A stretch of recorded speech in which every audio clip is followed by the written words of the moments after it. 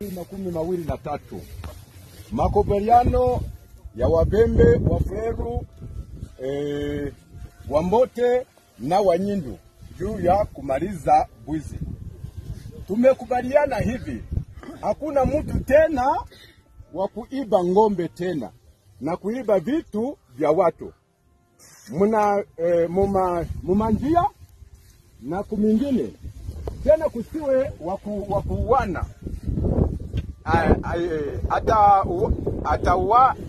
Atakaye kamatika ashughulikiwe na serikali na ngombe zifike mumingine. Chef of village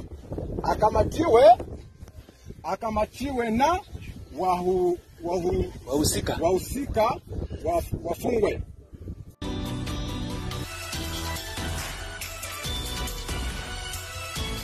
Neno la kwanza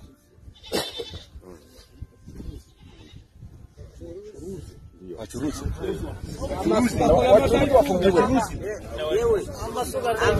Tunamaliza, tunaenda na watu wenyewe walihusika. Wa kwanza ni Mateo Kashumba, chef de village.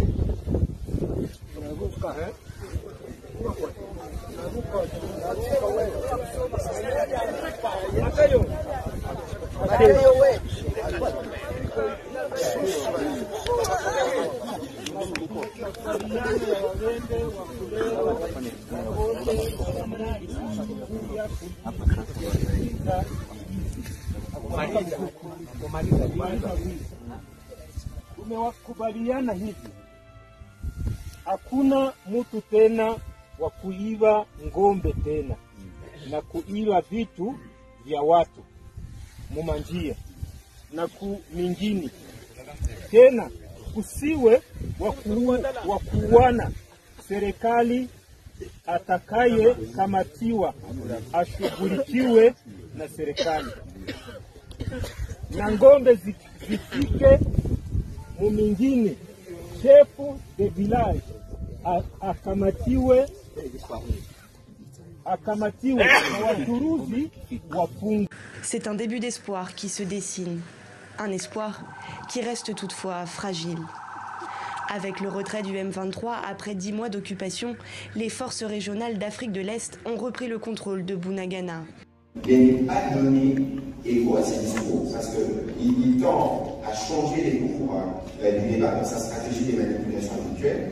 Il doit être en mesure, maintenant que nous avons démontré clairement que les FDLR, c'est un parfait faux prétexte qui renvoyait ces troupes en République démocratique du Congo, maintenant qu'on a démontré que la question des réfugiés est une fausse question, d'autant plus que nous, avec les HCR, nous avons déjà commencé la collaboration. On n'a jamais dit non au retour de nos compatriotes qui sont là. Et d'ailleurs, j'ai oublié de dire qu'il y a plus de réfugiés rwandais au Congo que des réfugiés congolais au Rwanda.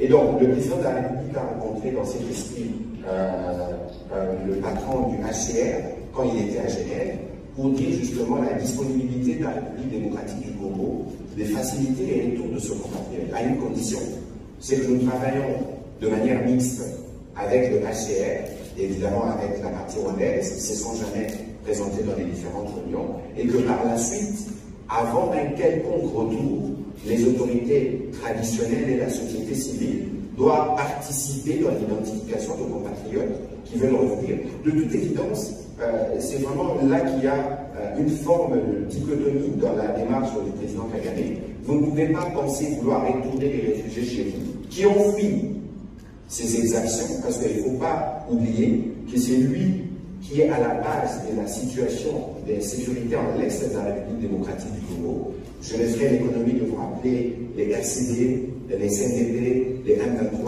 les M23 et tous ces groupes proxy qu'il a toujours utilisés.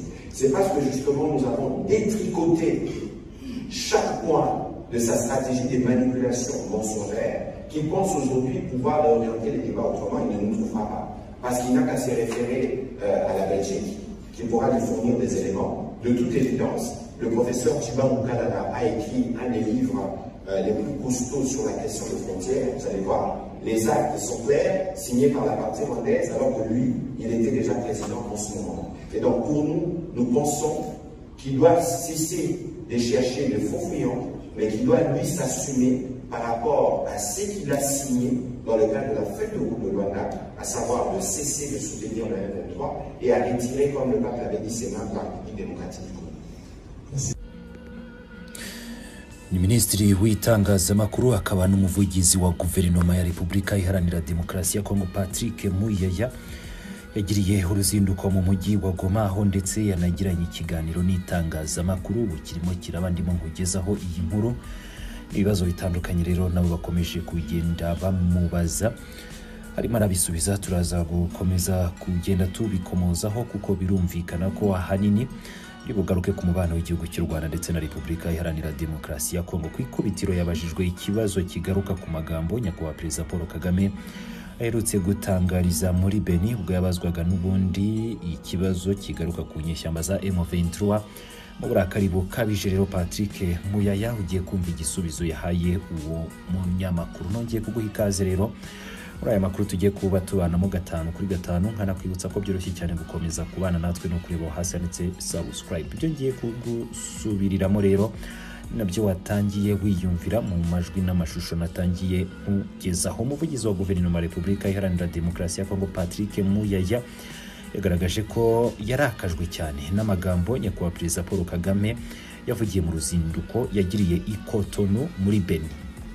Ndabanza nkwibutse ko mu kiganiro n'abanyamakuru ubwo yari kumwe na mugenzi we Patrice Talon uyobora Beni, Perezida Kagame yabajijwe ku mutwe witwaje intwaro wa M23, asobanura ko ukomoka ku mateka y'ubukoloni yatumye abanyekongo bavuga ururimi rw'ikinyarwanda bamburwa uburenganzira bwabo muri Repubulika Iharanira Demokarasi ya Kongo. Perezida Kagame yagize ati ikibazo cya Kongo, icy'akarere ndetse n'icy'u Rwanda si M23. M23 ni umusaruro w'ibindi bibazo byinshi bitakemuwe mu binyacumi by'imyaka. Niba mwibuka ikibazo cya M23 cyabayeho yewe na mbere y'uko Tshisekedi aba perezida, ni ikibazo gifitanye isano n'icyo mu mwaka wa 2012. Uku ni ukuri kw'amateka. Ibyo bibazo ni bikuru cyane kundusha, ni bikuru cyane kurusha Tshisekedi, Chilombo yewe n'abari bahari icyo gihe ntibakibaho. Muyaya rero yatangaje ko ibyo Perezida Kagame yatangaje ngo n'ubushotoranyi bushya, yongeraho ko umukuru w'igihugu ngo yaremye imitwe yitwaje intwaro irimo na M23. Muyaya mu burakari bukabije ubwo yari Goma ati Kagame yarenze amateka, amagambo yavuze n'ubushotoranyi bushya. Icyo atavuga nuko ariwe mpamvu y'umutekano muke mu burasirazuba waremye RDC, CNDP, M23 nindi. Icyo tutakibagirwa nuko tuzarinda buri santimetero y'ubutaka bwacu. U Rwanda na Repubulika Iharanira Demokarasi ya Kongo nkongera kwibutsa ko bitavuga kimwe ku kibazo cya M23 n'abarwanyi bayo, ariko nk'umuryango w'abibumbye wo wemeza ko ari umutwe witwaje intwaro ugizwe n'abanyekongo bavuga ururimi rw'ikinyarwanda, ariko ugaterwa inkunga n'ibihugu by'amahanga. Ni ibintu rero bishobora kuzakomeza kugibwaho impaka kugeza igihe iki kibazo kiriho kireba ibihugu byombi kizaba cyakemutse burundu. Reka noneho dukomeze dukurikira umukuru w'igihugu cy'u Rwanda nyakubahwa Perezida Paul Kagame, twumve neza uko yasobanuriye umunyamakuru wamubajije kuri iki kibazo cya M23.